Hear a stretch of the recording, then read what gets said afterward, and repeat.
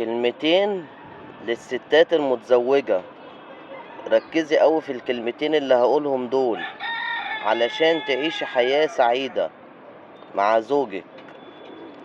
احنا بنشوف اليومين دول ظاهرة منتشرة قوي، ان الواحدة تبقى متجوزة ومعاها عيال وكمان متجوزة عن حب، وتلاقيها بتخون جوزها مع واحد ضحك عليها بكلمتين حب.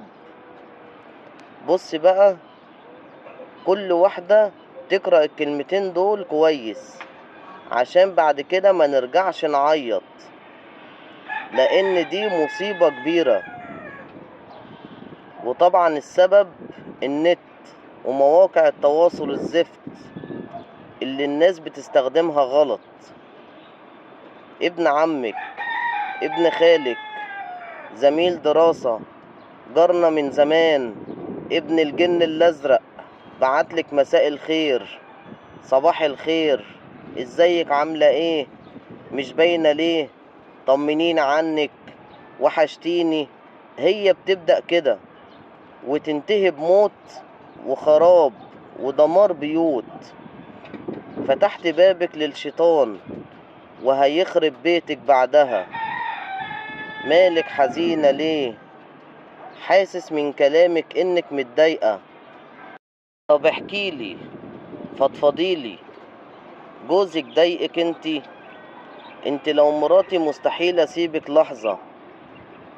هوب اتعلقت بيه وبقيتوا صحاب، ما يعديش يوم بالكتير غير لما تتكلمي معاه وبتحكي معاه على انه صديق، مع انك من جواكي بتحبيه وعاوزاه يتجوزك، وهو يقولك انا عايز اتجوزك برضو، بس لولا انك ست متجوزة بعد ما تتطور العلاقة الى لقاء ثم وإلخ، ومن هنا تحصلي على لقب ست متزوجة وخاينة، وخاينة في كل الأديان والأعراف والتقاليد والعادات والمجتمعات. ومهما بتاخدي احتياطاتك هتتكشفي. لا تقولي بقى مشاعري ولحظة شيطان ولا غلطة، انت اللي فتحت للشيطان بابك على مصراعية. اول ما تلاقي واحد بعتلك كده من غير حوارات ونقاشات، بلوك على طول. واللي يزعل يزعل ويتفلق كمان حتى لو قريبك. دي الأصول والمبادئ. أحسن ما تندمي في الآخر وتبكي بدل الدموع دم. يا بنت الأصول، حافظي على بيتك مهما كانت حالتك.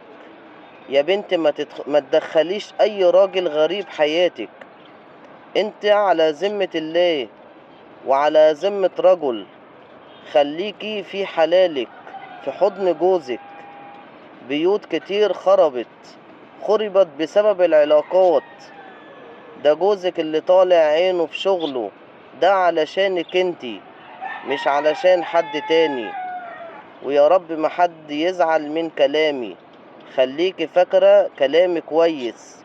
البنت او الست هي اللي بتفتح بابها مش الرجل، لانه هو لو اتنطط مش هيعرف يفتح بابها لو هي مش عايزة تفتحه.